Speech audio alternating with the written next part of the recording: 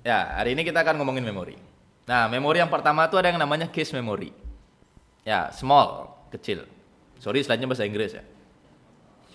Bahasa Indonesia soalnya gimana gitu ya. Ya. Sehingga kamu harus berpikir dua kali kalau mau memahami slide saya gitu ya. Ya, case memory ini yang kemarin itu, yang 4 MB, 8 MB, yang itu tuh, L3 case yang gitu tuh ya. 4 MB, 8 MB untuk apa gitu ya. Nyimpen gambar nggak bisa, nyimpen teks nggak bisa gitu ya. Ya. Eh, Case memory ini digunakan untuk nyimpen data dan instruksi. Ya, which can improve the performance of the microprocessor. Ya, dipakai penyimpanan sementara. Ya, jadi size-nya memang kecil. Memang tidak untuk nyimpan file ataupun berkas, nggak untuk itu. Ya, lebih ke untuk nyimpan instruksi 010101 itu. Ya, 01 masuk diolah, ditaruh bentar, disimpan, diolah, ditaruh bentar, disimpan, diolah, ditaruh bentar. Gitu ya. Memori yang kedua, main memory. Nah, main memory inilah RAM yang kamu kenal. 4 GB, 8 GB, 16 GB, 32, 64, 128. Ya. Relatively inexpensive. Murah ada, mahal ada. Ya, nggak selalu mahal itu maksudnya. Ya, ini juga digunakan untuk data dan instruksi.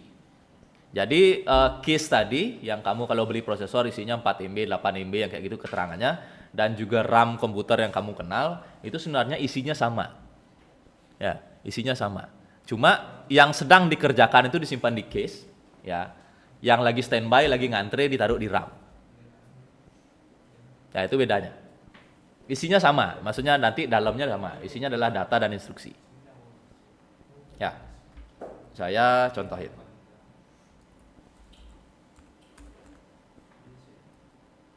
Nah ini, kelihatan nggak sih?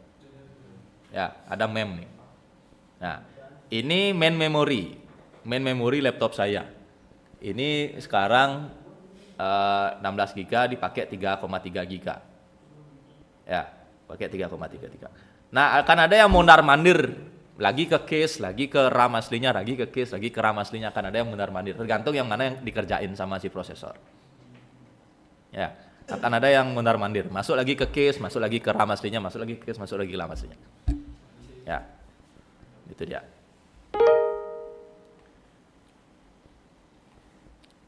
Nah, yang terakhir, memori yang terakhir itu ada yang namanya secondary memory. Inilah yang kamu kenal dengan media penyimpanan. SSD, hard disk, memory card, CD, DVD. Ini nyimpan data. Ya, jadi si microprosesor apapun bentuknya, mau Intel, AMD, Apple, mau yang tadi Google Coral Edge, mau bentuknya Nvidia Jetson, mau apa, dia tuh punya 3 memori. Ya, memori yang pertama itu ada case, yang lagi isinya 0101 yang lagi diajak ngomong. Ya, memori yang kedua main memory, ini RAM. Memori yang terakhir ada yang namanya secondary memory. Ini baru isinya adalah storage. Ya, hard disk, SSD, dan optical disk. Sehingga kalau digambarkan jadinya kayak gini. Ya, mau apapun bentuknya, mau punyanya Intel, mau punyanya Ryzen, mau punyanya Apple, mau yang tadi kecil-kecil, mau Raspberry, mainannya kayak gini. Arsitekturnya sama semua. Arsitekturnya sama semua. Ya, jadi si pengolah data, si CPU, ya yang kemarin itu ada ALU, register, dan control unit. Ya, dia akan ngomong sama 2 memori. Jadi yang ini yang 0101 yang sedang diolah, ya jadi dia kayak naruh sebentar, ya diambil lagi, naruh diambil lagi, naruh diambil lagi, naruh diambil lagi. Nah, yang ini yang kayak ngantri, lagi nggak dikerjakan sekarang, standby di situ dulu ditaruh, ya nggak begitu penting, prioritas kedua gitu ya. Tapi dia siap juga masuk ke sini. Nah, ini yang agak lama, yang agak jauh dari dia. Ya, contoh sekarang saya lagi buka PPT, lagi buka browser. Tentu mainnya di sini, browser dan PPT saya di sini. Ya, ada juga urusan sharing screen ke layar, nge-record pakai OBS, semua di sini kerjanya.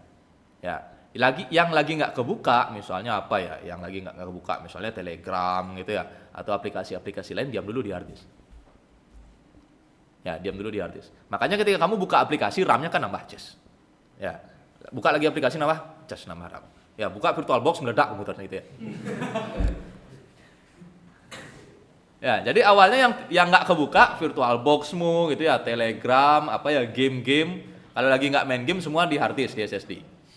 Ya, dipanggil, buka VirtualBox, naik ke RAM. Ya, naik ke RAM dia. Nah, di RAM lah dia kerja sama di cache memori.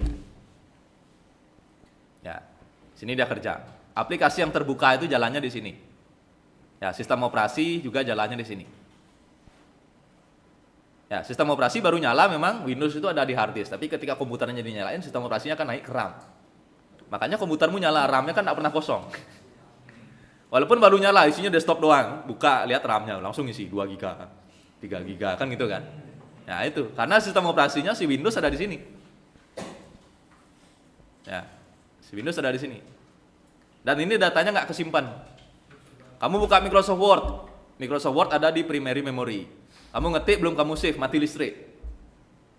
Ya, kamu buka lagi, Microsoft Word yang di sini. Datanya hilang. Kalau kamu save, filenya akan ada di secondary memory, lalu di load lagi ke main memory. Ya, yang ini sifatnya volatil sebutannya.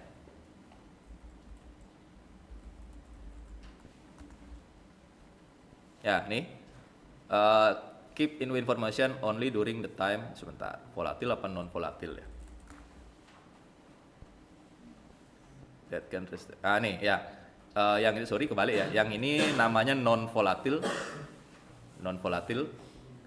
Jadi dia masih nyimpan data setelah komputernya mati. Kalau RAM itu volatil. Datanya hilang kalau komputernya mati. Jadi cache itu paling cepat walaupun dia 3 MB, 4 MB tapi dia sangat cepat. Ya dia ngomong teman ngomongnya si mikroprosesor. Ya, jadi yang sedang kebuka sekarang itu dibolak-balik di sana disimpan. Kalau main memory itu lebih lambat daripada cache. Jadi kamu bayangin RAM yang udah sekencang itu pun masih dibilang slower than cache memory. RAM-mu 8 GB 2666 MHz. Ya, cache masih lebih kencang dari itu. Saya pakai DDR5 Pak, belum ada yang jual. Cache-nya lebih kencang dari itu. Tapi kerjanya adalah 0101 doang. Makanya dia kecil, 4 MB, 8 MB. Ya, kalau si RAM dia aplikasi ditaruh di situ. Sistem operasi juga ditaruh di situ. Ya. Secondary memory ini yang paling slow dan digunakan untuk nyimpan data yang lagi nggak dikerjakan. Ya, jadi kebayang ya, kamu punya SSD, isinya adalah Windows, sistem operasi, nyalain komputer, naik ini ke RAM. Yang diperlukan sama prosesor akan diambil dikit-dikit, ditaruh di cache sementara dibalikin, ditaruh lagi di RAM-nya, lagi diambil, ditaruh di cache lagi. Bolak-balik gitu dia. Ya. Kalau yang ini mati listrik hilang, ini mati listrik masih. Ya, jadi cara kerjanya seperti itu. Oke, ini sudah saya ceritain tadi, ya.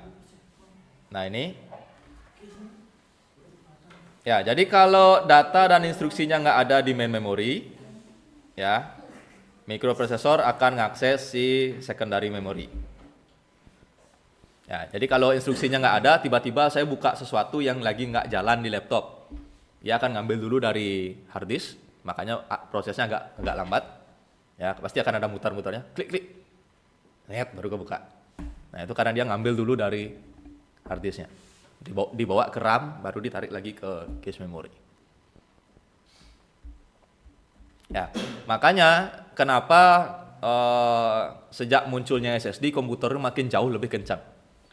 Karena selama ini prosesor yang punya cache memory dan RAM itu ada upgrade-nya terus. DDR1, DDR2, DDR3, DDR4 itu ya.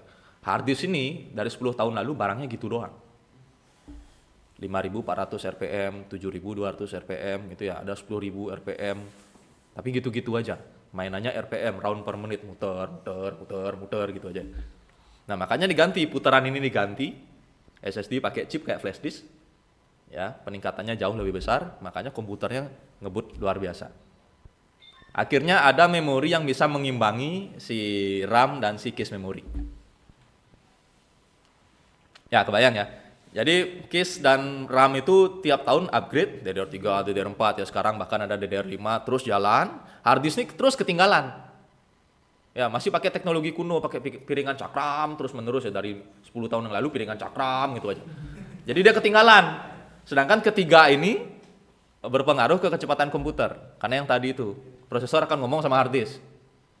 Di hard disk diambil datanya, ditaruh di RAM. RAM dan cache-nya udah kenceng. Hard disk yang lama berpikir muter gitu ya. Nah, sejak putaran ini diganti, ngebut ya, akhirnya selaras. Bisa sama kencang. Ya, makanya sejak munculnya SSD, komputer itu makin jauh lebih kencang. Karena 3 memori ini akhirnya setara levelnya. Ya, bisa saling beriringan. Makanya kadang-kadang ya Core i3 pasangin SSD, Core i7 pasangin hard disk, bisa menang Core i3-nya. Ya. Ada yang masih pakai hard disk? Oh, murah. Kalau buat nyimpan data it's okay. Ya. Kalau buat sistem operasi saya yakin sudah ilfil ya.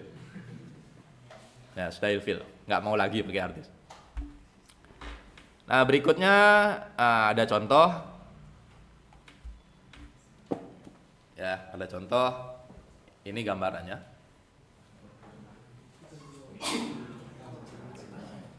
Ya. Core i9 13900K, dia punya 3 cache. Punya 3 level cache memori. L1 32 KB doang, isinya cuma 010101 tapi super kencang, jauh lebih kencang dari RAM-nya. Ya, L2 cache dia punya 24 MB, L3 punya 36 MB. Ini isinya adalah angka 010101 doang yang lagi dia kerjain. Ya. Main memory RAM-nya bisa 128 GB DDR5 dengan kecepatan 5600 MHz. Ya. 5600 MHz. Ya, kalau nggak salah Hertz itu kan 1 detik 1 gelombang gitu ya. Hertz ya, kalau nggak salah ya.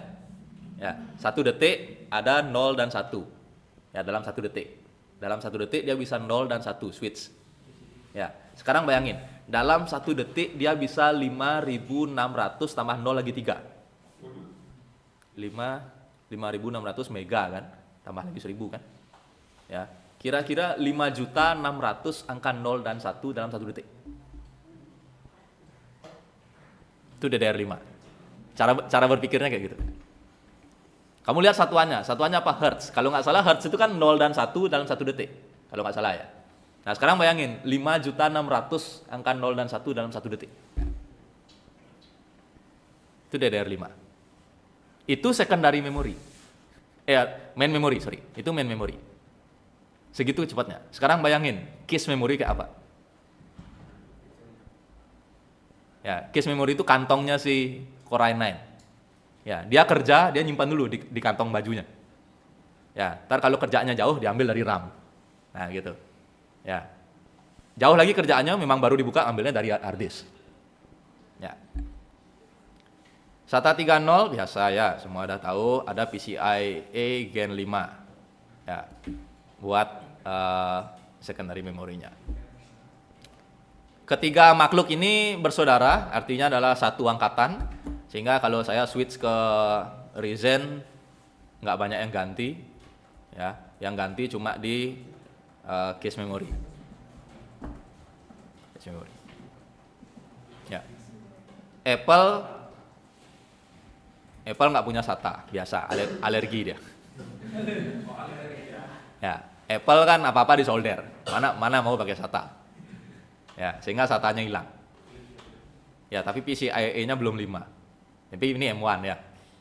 Yang M2 mungkin 5 mungkin. Ya, kalau di Intel dan Ryzen dia pakai L1, L2, L3 sama istilahnya. Kalau di Apple dia pakai unified cache, dia nggak bilang L1, L2, L3 biasa ya, elite ya. Kalau RAM-nya sama aja. RAM-nya lebih kencang ya. 6400. Tapi cuma bisa 64 GB. Kalau Intel dan AMD dia bisa 128 GB. Ya. M1 ya, M1. M1. Jadi kalau kamu beli MacBook, RAM paling gede 64 GB. Karena prosesornya limit segitu. Ya, prosesornya limit segitu. Ya, selain itu juga karena nggak bisa di-upgrade aja kan semua solder gitu. Buka MacBook isinya satu papan doang. Satu papan yang dicolokin baterai. Ya, kalau pernah beli MacBook, kalau pernah bongkar MacBook, sorry. Isinya satu RAM, satu body.